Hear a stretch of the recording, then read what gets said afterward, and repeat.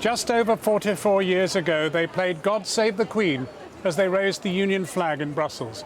After years of struggling to join what was then the EEC, Britain had finally become a member. Tonight, our at times thriving, at times fractious, and forever domestically controversial membership of the EU is officially in its death throes. The man who received Mrs May's 6-page departure note triggering Article 50 said simply, "Most Europeans, including almost half the British voters, wish that we would stay together, not drift apart. We already miss you." So to confirm, by the time Big Ben strikes midnight in exactly 2 years' time, the United Kingdom will have left the European Union. Amid the joy of Brexiteers, one man who played a defining role. And that is what this government is determined to do. Where have I heard that speech before? This country has actually today made a fundamental change in its direction, and that's the thing to celebrate. And alongside the political turmoil, here in Westminster, a moment of calm, reflective emotion. Thousands of people, including many police officers, doctors and others, remembered the dead and injured 1 week on from the attack. And I'm here in Hull. This place is known as the gateway to Europe, but it said a resounding no to the European Union. In the run-up to the referendum, Brexit was said to be about taking back control of our borders, our laws, our lives. Tonight, we're joined by an audience of people from across this city to ask, can it deliver? There is no turning back, said the Prime Minister. The 2-year countdown to Brexit has begun, starting with a brief moment for the cameras as the formal exit note was handed over. But alongside Theresa May's talk of a deep and special partnership with Europe, a threat. Failure to agree a trade deal could weaken cooperation in the fight against terror. In a moment, the view from Europe. But from Westminster, with tonight's first report, our political editor, Gary Gibbon.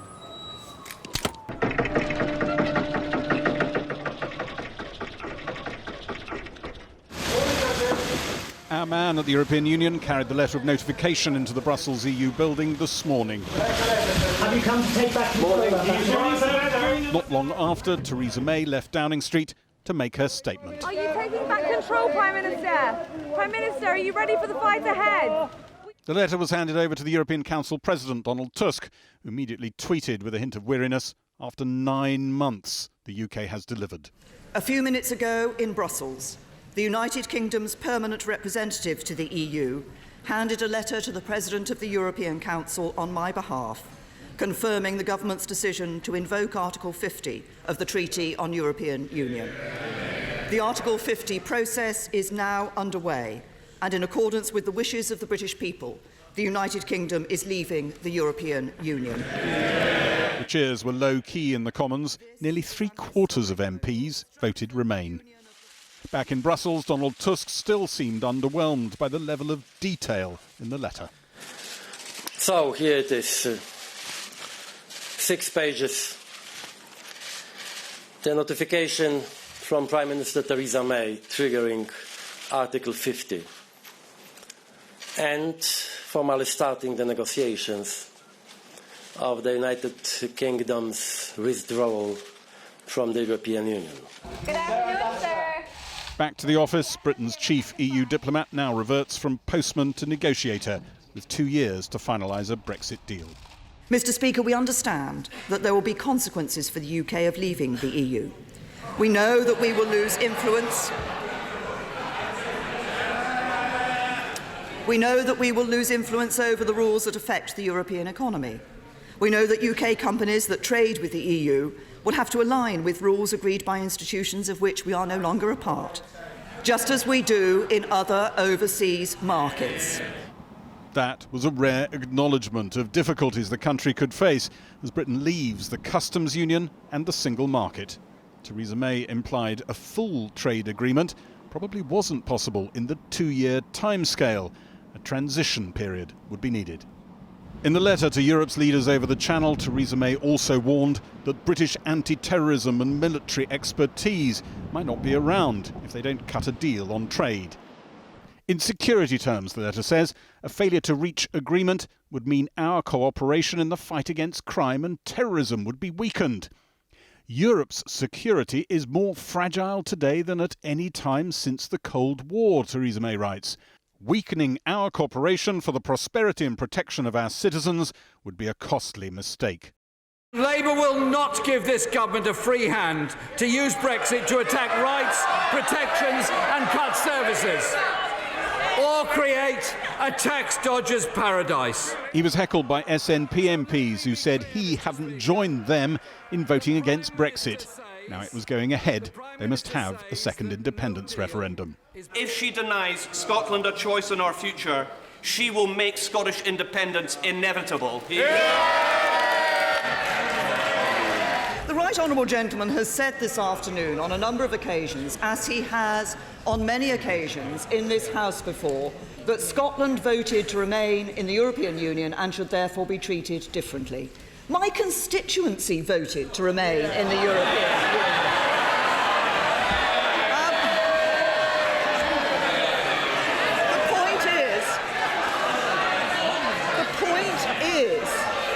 The point is that we are one united kingdom.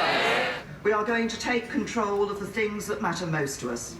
And that is what this government is determined to do. Where have I heard that speech before? Mr. Speaker, It's amazing, isn't it? at moments... Nigel Farage said Theresa May had borrowed his script. And it was like an echo chamber. I thought, she's saying things for which I was being condemned 10 years ago. Even the Prime Minister who preceded Theresa May, speaking on a visit to Ukraine, had dropped his old script. We looked at the European flag and we thought, well, we don't really like the European flag, we've got our own flag. We looked at the European Parliament and we didn't really like the European Parliament, we got our own Parliament, which we're very proud of. And look, I led the campaign to stay in and I didn't like the European flag and the European Parliament. We were always uncertain about that political union element. 44 years ago, another British diplomat walked into the European Community headquarters to deposit the letter joining Britain up. Another low-key event, history full circle.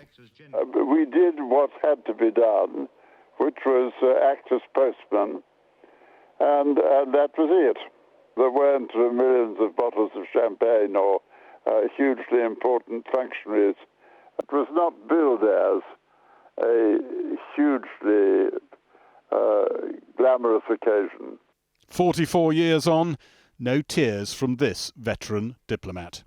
5.5 years in the embassy in Paris had the effect of getting the scales to drop from my eyes about the prospect of a really fair deal for Britain. I voted for Brexit, yes. Some of the messages of the anti-EU protesters didn't change at all over the years of membership. But as the process of negotiating Brexit begins, a friendly farewell from the Council President of the now shrinking European Union. What can I add to this?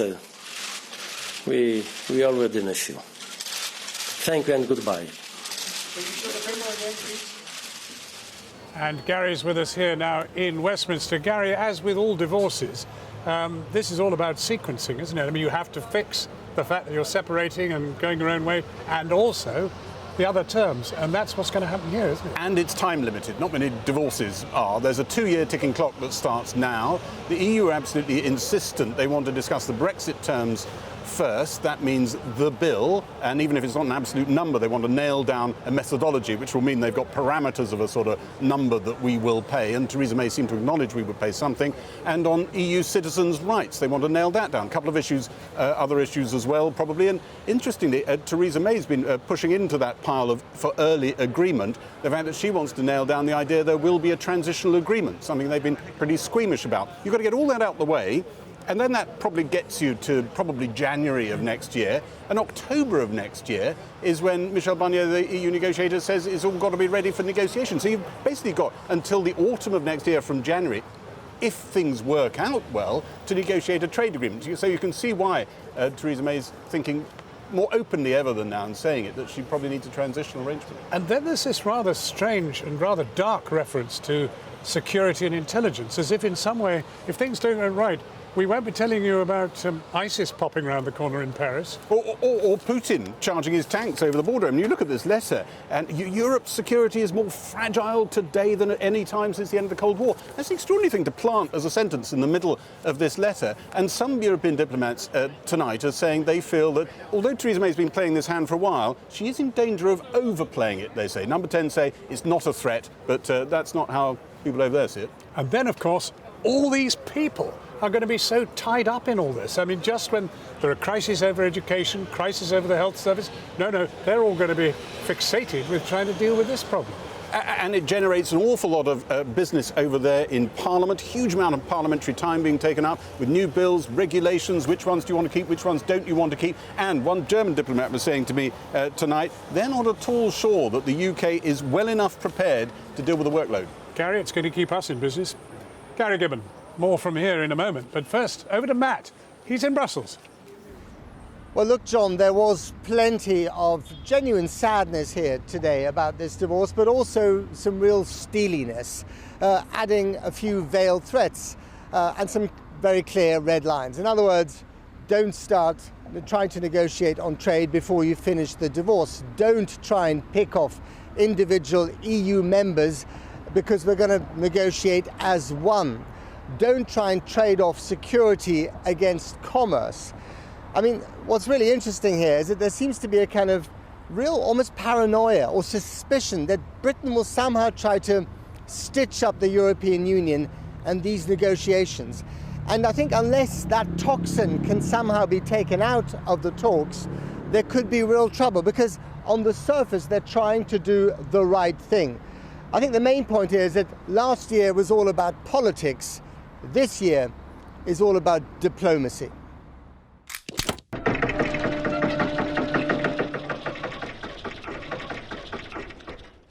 Have you got the letter? British ambassador as mailman. Morning, Sir Tim. Can you show us the letter of no return, Sir Tim? Where's the letter, Sir Tim? That letter was delivered by land, by hand, the old-fashioned way, befitting the historic nature of its content. So Britain's representative here walked in through one door. Britain itself will walk out through another door in about 2 years' time. Between now and then, there'll be some very fraught and costly negotiations for both sides, because this isn't just a piece of history that happened here today, it's also a massive slap in the face for the European Union at a time when it can least afford it. A few hours later, after mulling over the letter inside the egg-shaped pod that will host the actual divorce talks, the jilted partner had his say. A rare, raw moment in a body where the human emotion is often lost in translation and in committee. There is no reason to pretend that this is a happy day, neither in Brussels nor in London. After all, most Europeans, including almost half the British voters, wish that we would stay together, not drift apart. There is nothing to win in this process, and I'm talking about both sides. This is about damage control.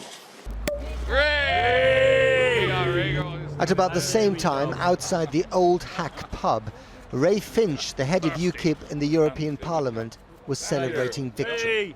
This is the start of freedom for the United Kingdom. And more than that, it's the start of freedom for all of the peoples of Europe. To the high priests of Europe behind their slab of windows, this is a small band of British hooligans who want to see the EU dismantled. To others, they represent the pitchforks of popular politics. This is actually the second D-Day, and as usual, Britons are delivering. So I'm very happy today. It's like a breath of freedom in the city of Brussels today, actually. So I'm very happy for this. Now, again, Britain will set an example that the rest of Europe can follow. Will they? I think they will, absolutely. As she passed the group, Alison Corney, interpreter in 4 languages, muttered an insult in at least one of them. They call it liberation. They call it liberation, yes. Well, I don't really know. Well, I think it's, as I said, it's a great shame. I think we're far better off working together as member states in the European Union, and I think the UK is actually going to lose out. She has no say in the divorce, but they do. Members of the European Parliament will have to approve the final deal, who represent 27 governments on the other side of the negotiating table and who are still dealing with a whole range of emotions triggered by Brexit. I'm really sad. And you know, I'm a big lover of the United Kingdom and London, and I think so we will miss the whole industry, the technology, the people, the science, everything. I think so. This is a bad day for us. From sad to sour, especially on the all-important rights of citizens. Why doesn't the European Union guarantee the rights of British citizens living in the EU, which would then trigger Britain guaranteeing the rights of EU citizens living in the UK? What kind of rights? The right to vote? To work, to live, to pay taxes? To profit from health care without paying for it? A lot to discuss, I believe. You can say that again. Just listen to the President of the European Parliament issuing a thinly veiled threat this afternoon. The European Parliament must defend citizens' rights. This is why we need an agreement based on continuity, reciprocity and non-discrimination. Not reaching a deal on the right of citizens means not reaching a deal at all. A hint of bad blood? It's all a far cry from the schmoozing in the park nearby. Or is it? Like any divorce, today's touches on something much more than trade and law. It's visceral. It's about broken hearts. And that hurts. It always does. There was a real balance today between warm words in letters and in a few speeches, not just here in Brussels, but also in places like Berlin, and then those veiled threats. And it is that balance that's going to be crucial. Well, let's talk to Ana Gomes. She's a socialist from Portugal, member of the European Parliament. Welcome to the programme. So first of all, when it comes to Britain, are you saying good riddance, or are you saying, I wish you stayed? Well, probably both. Both? Yes, because it's not irrevocable. I mean, people can change their minds. It's not excluded. If you look at the text of the draft resolution that we are preparing in the European Parliament, it admits that possibility. But realistically, we regret very much. It's been a very sad day. But we respect the decision of the British people. Now, it's really fascinating looking at the language coming out of that building there. We can see the giant egg-shaped pod where they'll be negotiating, and out of places like Berlin and Paris. There does seem to be this balance between veiled threats on both sides. So, for instance, let's talk about the veiled threat when it comes to EU citizens in the UK. They were very clear today, unless there can be a deal done on EU citizens in the UK, there will be no deal at all. Yes, absolutely. You agree with that? And that is a priority for the European Parliament. We cannot accept that there will be degradation of European citizens residing in the UK until a severance agreement is there. And in the negotiations for that agreement, obviously, the rights of European citizens residing in the UK, as much as the rights of British nationals living in the European Union, have to be guaranteed. Our priority. So Absolutely. Why didn't you kick off the negotiations with a goodwill gesture and say, you know what, we are going to guarantee the rights of all UK citizens living in the EU, and then we hope that you follow suit? Someone's got to blink. No, but this is the concern with reciprocity, with non-degradation of rights, both for Europeans living in the UK as for British nationals residing in the EU, is there. But why not take a leap of faith? Well, the question is, this is something you have with the citizenship of each member state. You then have the rights as a European citizen. If one of the member states decides to not be a member state anymore, of course this must have consequences. But that said, the interests of the citizens, both of the EU and the UK are our first concern. And very briefly, I mean, on trade, it is almost inconceivable that we talk about divorce without talking about trade in some form. Yes, but first things first. Okay. And obviously, we cannot enter into trade negotiations without having first finished the agreement on the severance of the ties. Okay. Got to leave it there. Ana Gomes, thank you very much indeed. Well, you heard it there. There's an awful lot to discuss. It's going to get complicated. And one last point, John. We will make matters complicated. Journalists in their droves poring over every detail looking for stories. That's not going to make it easy. And Jean-Claude Juncker, the head of the Commission, said that he will allow all 27 governments, including the Commission, to be very open about the details of negotiations. That's also going to make life for Theresa May, who wants to circle the wagons, a lot more difficult. At Fry in Brussels, back here in Westminster. Before we came on air, I caught up with the Work and Pensions Secretary, Damien Green. Now, he's a close ally of the Prime Minister. He sits on the key Brexit Cabinet Subcommittee. You were a Remainer. Is this a joyous day for you? Well, this is a day to put the past behind. I was indeed on the Remain side, but today is the day to look ahead. And I think anyone who sees the Prime Minister's letter, reads that or listens to a statement, will see how positive it is. The phrase repeated in the letter is that we want a close and special partnership with Europe. And I think that's an extremely sensible as well as positive attitude to take to these negotiations. Well, I was going to quote her words: stronger, fairer, outward-looking Britain. Britain's best days are yet to come. When? Well, when we get through this and for the future. When is that? From now, that we need, first of all, to get a good deal in these negotiations, but we have a resilient economy. We are an outward-looking global country, and it's very important that we maintain the traditional British optimism to say, OK, we've now got a new relationship with the rest of Europe. We want it to be a positive relationship, but we can use that as a platform for Britain to have better days to come. There was a strangely dark threat in the Prime Minister's speech, and that was about cooperation on security and intelligence.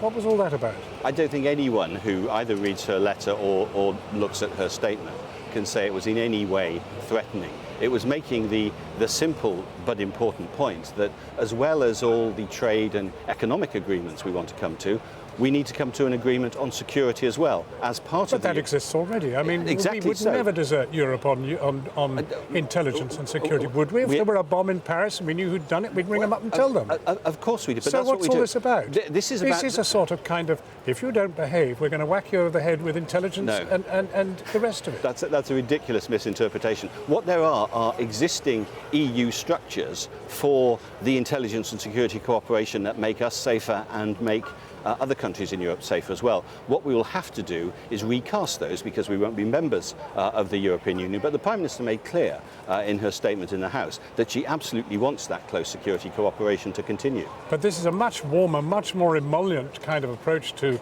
the EU than anyone was discussing in the course of campaigning to get out of it. Well, that may be so, but I think that's perfectly sensible. The point about today, it is, as we all agree, a historic day. It allows us to reset Britain's relationship with Europe. Resetting it in a positive way from outside the European Union is good for us and good for the rest of Europe. Well, now, the great thing hanging over the whole business has been that no deal is better than a bad deal. Does that still pertain? Well, yeah, of course it does. But so we could have no deal. Well, let's hope not. And as the Prime Minister and we've all made clear that what is best for us and best for Europe is a deal that helps the citizens of Europe, both Europeans living here and Brits living in other European countries. We want that to be an early priority. We want as free trade as possible. We want the security aspect sorted out.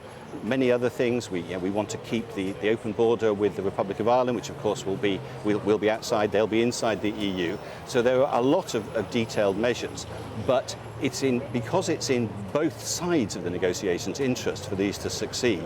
I'm optimistic that we can have a positive neighbourly relationship in the future. And let's sort of cast 5 years hence from now. Do you think it'll all be settled and hanky-dory?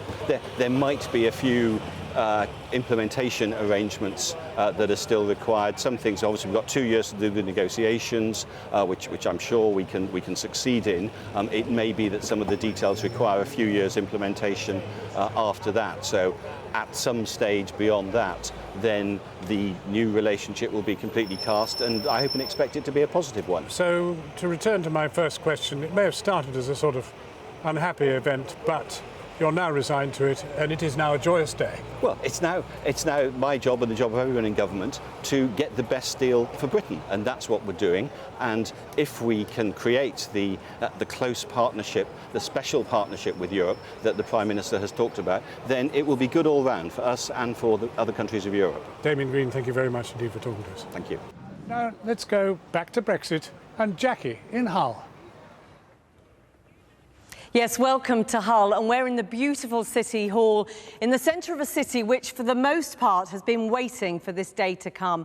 Hull voted overwhelmingly to leave the EU. More than 67% of voters said they wanted out. Tonight we're joined by an audience of business people, students and some of the city's migrant population, some celebrating but some much more anxious about today. And we're going to ask what happens now. First, in a city which voted for Brexit, will Brexit now deliver for the city and beyond? Over centuries, the Humber estuary transformed Hull into one of the UK's most important and prosperous port cities. But the post-war years were less than kind. The fishing industry experienced near-terminal decline, and the city was hit hard by austerity. Today, it's the UK capital of culture, an idea borrowed, of course, from Europe. But European ideas are not the only import to Hull. According to one pro-EU group, up to £40 million a year flows in from Brussels' coffers. That money didn't stop many here feeling left behind. The referendum seen as an opportunity to kick back against not just Brussels, but Westminster too. So what will Brexit mean for the so-called gateway to Europe? How ready are Hull's people for the changes which lie ahead? So to help me answer that question, I'm joined by this audience from people across the city. Steve Arnott, you're a warehouse worker. You voted out. This is your day, isn't it? How do you feel? Yeah, I mean, I feel hopeful, you know, that what the future brings will be good for us. And, you know, I feel a bit apprehensive because everything's a little bit vague at the moment. I don't really... Is it more vague than you anticipated? Yeah, definitely a lot more vague than I anticipated. But, yeah, I feel hopeful that in the future it'll be good for us and it'll be good for my children and my children's children as well. So, Deanna Davison, a student, you also voted out. Any regrets, any wobbles today? Not at all. I'm excited, and as Steve said, I'm also hopeful. I think in years to come people will look back on today as the day that Britain again took a step onto the global stage and again started to become a great power. So nothing but positive thoughts today? Yes. Faye Marsden, do you share that positivity? You're a care leaver who now helps young people find work with the help of EU funding. Absolutely. Unfortunately, I don't share the optimism. I'm quite apprehensive as I work for a youth project called The Warren, and we receive money from the European Social Fund to address the skills gap in our own labour market, and it's part of 6.6 million given to the city from the European Social Fund. So I don't know where that's going to come from so in the worrying future. for you today? Yes, certainly. Sean McAllister, is it a day you wished had never come? Are you sanguine about it now?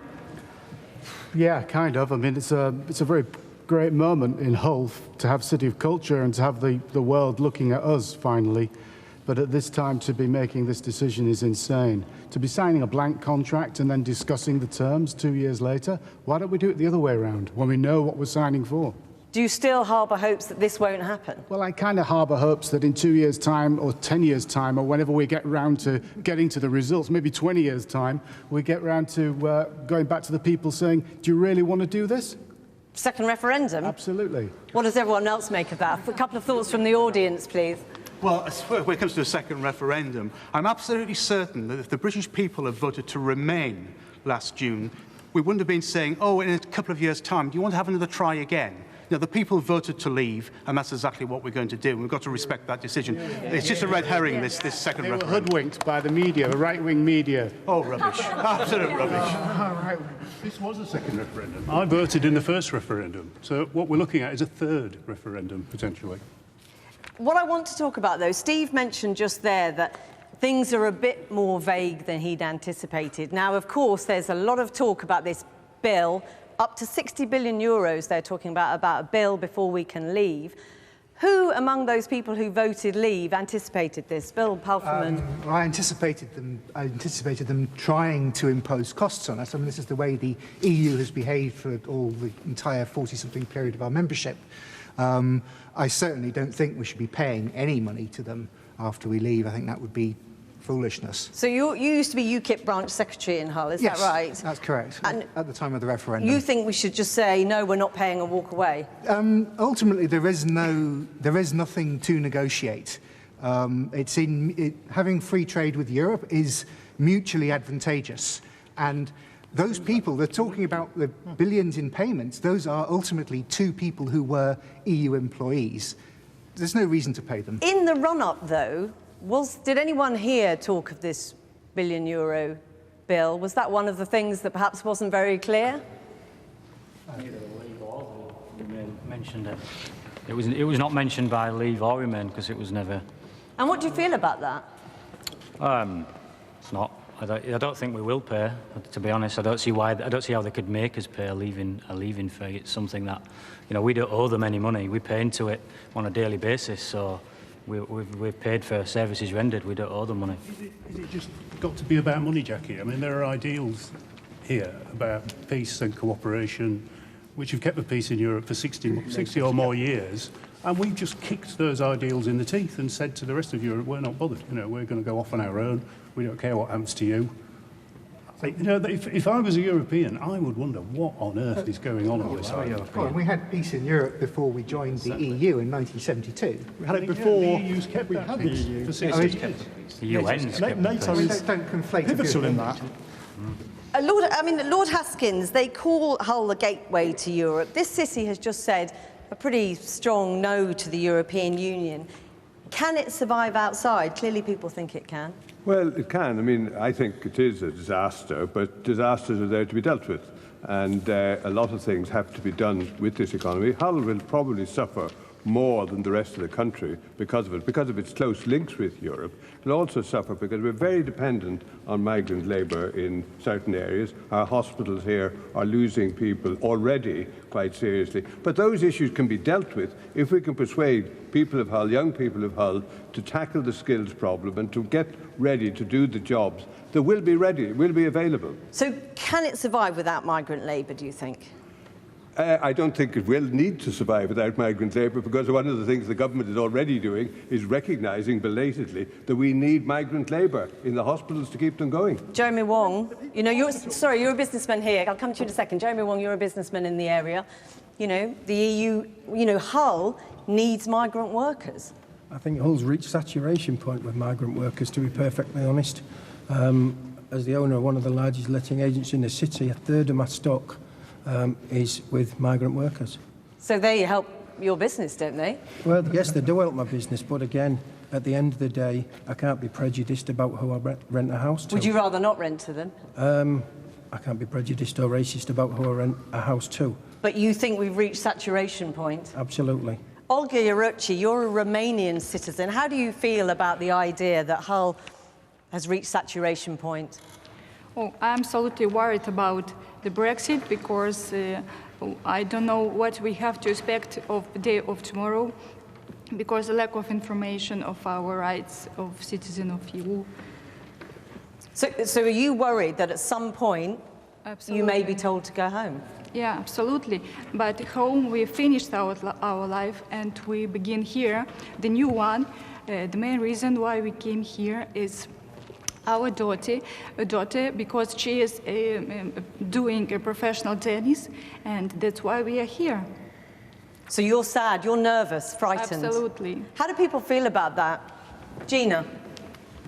Well, I don't want to see anybody leave, and I feel really terrible that we've spoken, and it feels racist. I don't know anybody that's made this decision based on anything other than border control. But given that people across the country, immigration was a key factor in voting leave, that idea that we should have control of our borders, we should control immigration, what's wrong with that? But how is that going to change?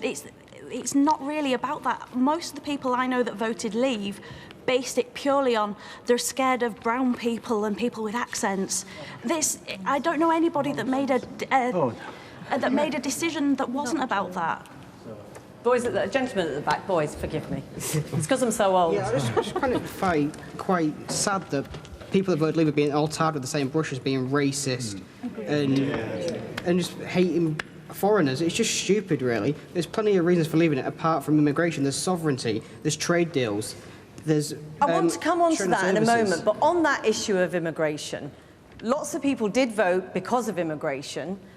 Is it right that we should have control of our own borders? Yes. Is Brexit going to deliver on what many people wanted, which wasn't just control, it was less immigration? Jackie, before 2004, when the 8 acceded to the Union, Hull's population had been dropping for 50 years. I was the leader of the council then, and the government was telling me to demolish more than 5,000 houses because they thought our population would continue to drop and there'd be no demand for them. Our economy's been turned around by our membership of the EU, in this city particularly. Siemens, if they were making the decision to come here now, which had been a huge thing for Hull, probably would have gone to Denmark, frankly. They wouldn't come here because we're leaving the European Union. What about people who voted Leave and for whom immigration was an issue? Just say on that point there with Siemens, they obviously knew there was going to be a referendum, so if that was such a massive issue, why move? Why not wait till the referendum? Even Cameron thought we'd stay. You know, it's ridiculous. Siemens in their risk report of the year before they constructed the whole site did not actually mention the possibility of Britain leaving the EU as a risk factor, which... But on that issue of immigration, David Davis, the Minister for Brexit, has already said, he said this week, under post-Brexit, immigration could go up as well as down, dependent on what we needed. Now, is that what you voted for? Yes. I mean, not to have an increase in absolute terms, but he's talking about the possibility at some point of immigration going up. A filtering process where people come into the country based on us having a skill shortage in that area, and not vast numbers of trades and lorry drivers and so on being displaced from their work. Why not treat someone from Australia the same as someone from Austria? Why is it we should discriminate against people who are outside the EU? But was it your understanding that immigration would go down? No. Or was it possible that it might go up? It's my understanding that we would have a liberal, fair, generous immigration policy, but one that we've decided, one that we can say, actually, you know, we have. And you think a this vast... will give you that? Yeah, I do. And actually, I think we have a lot of people from a lot of countries outside and in the EU who come to work here because they want to work in the UK. From over here, just wait if you would. Okay, I think it's a real shame that some people here have voted Leave on the basis of an immigration policy and an immigration law. And just to add what was said in the back in terms of being coloured as well, as you can tell, I think that we bring a lot to the table. It's not just unskilled labour that may lack in the UK. We have culture and different things that we can bring to the table, and that's something that I've learned in business school myself. So I know what I bring to the table when I enter different industries, and I think that's important to remember, that it's not just about labour, but it's about what we can bring, tea, coffee, different things from around the world. You need to remember that. It's also one of the best things about university is the experience of the diversity, the different cultures, the different people.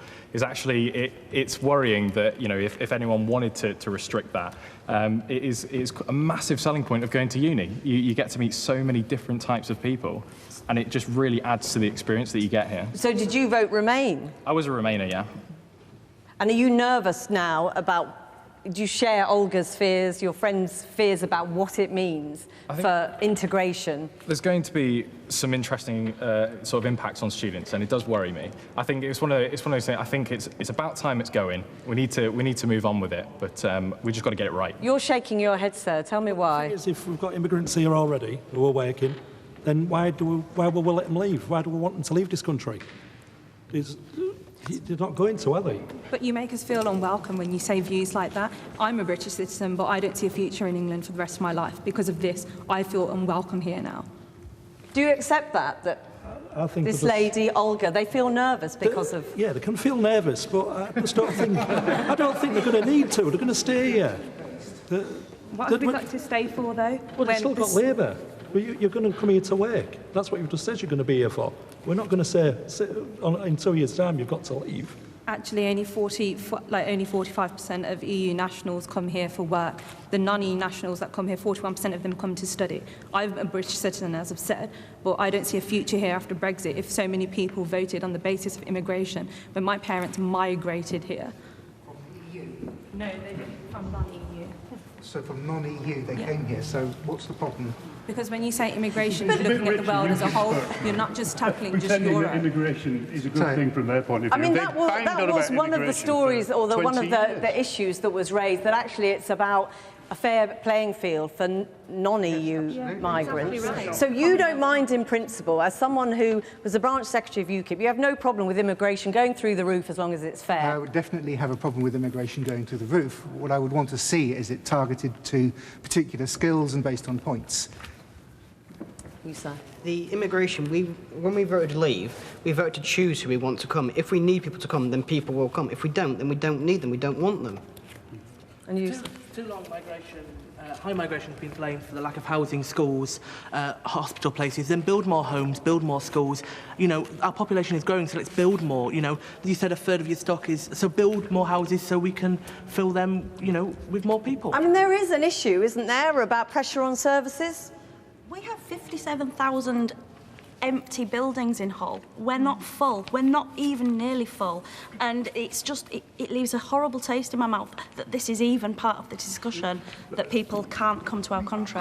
I took part in debates all over the country, and this issue of immigration was always brought up, and I always said all the time, it's not to do about immigration for me. It is for a lot of people. Yes, but the fact is, well, nobody believes you either, Colin. I do. Nine times, and you've never been elected. Well, here we go again. Well, you've never been elected, Andrew. Colin, I've won 9 elections in Hull. You've never been elected. Yes, okay, blah, blah, blah. But you've said that last year. Very quickly. The fact is, yes, immigration could go up, but I haven't got a problem with that. It's whatever the economy needs. And as far as people being welcome, students should be welcome to study here. I value that diversity, and I know a lot of leavers who value that diversity as well. So if the impression was given that immigration would come down, it doesn't matter that actually that's not true. Was Nigel Farage valuing diversity when he stood in front of that poster, that racist poster? Let's call this what it is. This is thinly veiled racism and nothing more. I am head of campaigns of the Freedom Association. I'm not a member of UKIP. I do not speak for when you lie down UKIP. with dogs, you get up with fleas, sir. You know, you associate with these people. This is thinly veiled racism and nothing more. I associate Sorry, with one at a time. I actually can't hear you. What was your point, sir? My point is that this entire campaign from UKIP and their ilk is nothing more than thinly veiled racism. On what basis do you make that claim? That poster that your leader excuse me, stood the in country at large voted Leave. Are you saying the country at large is Absolutely racist? not. No, I'm saying that these people who led the Leave campaign with their lies and thinly veiled racism are part of an anti-immigration racist view. Very quickly from the two... Can I just say, you asked at the beginning, you asked Steve if he thought his life would be better. I genuinely do not believe it will be better because of this. It will be worse. We're going to talk about a little bit more about that. I wanted to ask something about how people's lives will or won't change after Brexit. I spent some time in Grimsby with people working in the fish market. Most of them leavers. Most of them said they didn't feel materially their life would get any better, but they were still delighted they'd voted Leave, and it was about control, it was about power. How many people feel that that's what this was really about? Someone we haven't heard from, so why?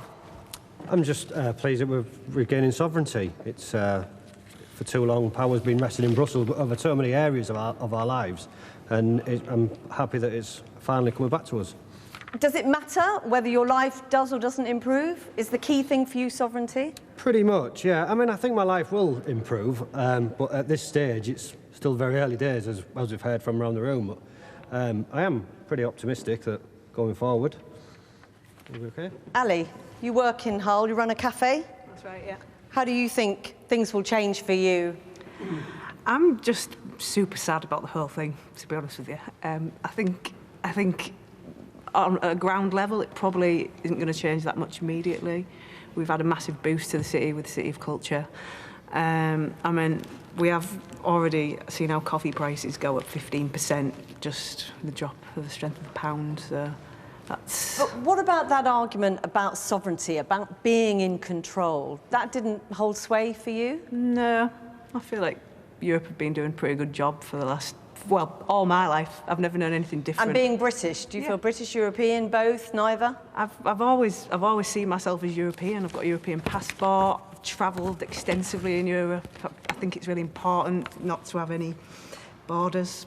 At the back. I believe that a lot of people ignore the positives that come out of Brussels. So as a passionate Remainer and environmentalist, I believe that tackling climate change is the most pressing global issue currently. So, sorry, can I ask you, do you feel European as a young person? I do feel European.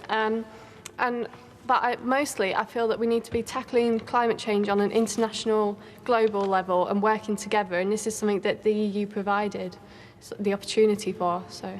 What about that idea of being in control? We didn't lose sovereignty, we shared it. I mean, some of these people here don't really understand democracy or the concept of sharing. Quite why this UKIP person behind me can't understand that the European Parliament is actually more democratic than our own because it's elected by proportional representation and ours isn't. What proportion of people in the UK voted for a Tory government? Clapping about falsehoods. Why are you wasting your time on him? Well, you know all about falsehoods when you put £350 million saying we'd go back into the NHS. That's a falsehood. That's a falsehood. That people vote saving money by leaving the EU is not a falsehood. You lied to the electorate about that money going into the NHS. It's not false to say you brought up falsehoods. You save money by leaving the EU. What about that idea of being in control? What does that actually mean now to your lives? It means that the people who are making our laws are a little bit closer to us, a little bit more accountable. The more layers of bureaucracy you have, the further up you go. Who here feels that Westminster has listened to you? How many people can name their MEPs? Because you're in politics. I can name some of my MEPs because I'm interested in politics, but actually, the average person much more likely to name the local councillor, the local MP, than they are MEP because I don't feel connected to them. Can I just put, sorry sir, can I just put this point to you though? Just 1 second, can I put this point to you? This area was an area that got a lot of money, funding from the EU over the years, hundreds of millions over the years. Is there any sense from any of you that if you say goodbye to the EU, Westminster will pick up the slack, that Westminster will start listening to people who have often told me when I've been up here, nobody's listening to us politically? I think they'll have to. Yes. They're already doing it. I mean, Colin, let someone else get a word in edgeways, please. We're already seeing it to some extent from the Northern Powerhouse Minister, Andrew Percy, who is a Hull lad. He's already devoted a hell of a lot of money to the Humber LEP. We've seen that. We've seen money coming to the north. Lord Haskins, please, tell me, do you think Westminster will be able to pick up the slack? Do you think that the argument I've constantly heard when I've been up here before is people aren't listening to us, Westminster doesn't care? If the EU goes with the EU funding that this area has had, will Westminster pick up the slack? Well, if the economy is not doing as well as it is at the moment, there'll be less money there at any rate, you know, so that's a problem. I think that there's a general view that, for example, farmers will do badly out of it because the European farming lobby has been strong. I'm not saying that's a good thing or a bad thing. So I think that the question of support, continued support, is something that depends upon how well the economy is doing and what party's in power. Sean McAllister, what difference do you think it will make to people in Hull? What changes to the identity? You know, the City of Culture is an amazing celebration. What happens now, as far as you're concerned? I think the poor will be worse off. I think people like Steve will be worse off. I think the Joseph Rowntree Foundation are going to, was reading a report that they're going to release shortly that shows that the people in the most impoverished areas are the people who voted for this Brexit that are going to be the ones that are going to suffer. Really briefly, I just want to say, a show of hands if you would, who thinks you'll be better off in 2 years' time? And who worries? I know you wanted to get in. Do you worry about the future? As a young person, I think we have been greatly underrepresented. And when we talk about sovereignty, we've ignored an entire section of society. I'm a college student myself, and I didn't get to vote in Brexit. And I feel that, you know, Westminster, all these older gentlemen are overbearing over us here tonight as well. and it just shows that we have been ignored, and I think we'll be continue to be ignored. I think other young people can agree. Anyone else on the future? Very briefly. Yeah, I mean, there's a lot of talk about free trade within the European Union and how that's benefited the United Kingdom. The reality is, it's not a free trade bloc, it's a protectionist bloc. Whilst we were in the European Union, we do not have the ability to trade with our Commonwealth partners or any other countries across the globe. We are going to have to end it there. I'm really, really sorry. What I would say is I'm sure we will be back to talk to all of you. Thank you so much for joining us this evening. That is all from us here in Hull, from Matt in Brussels and John in London.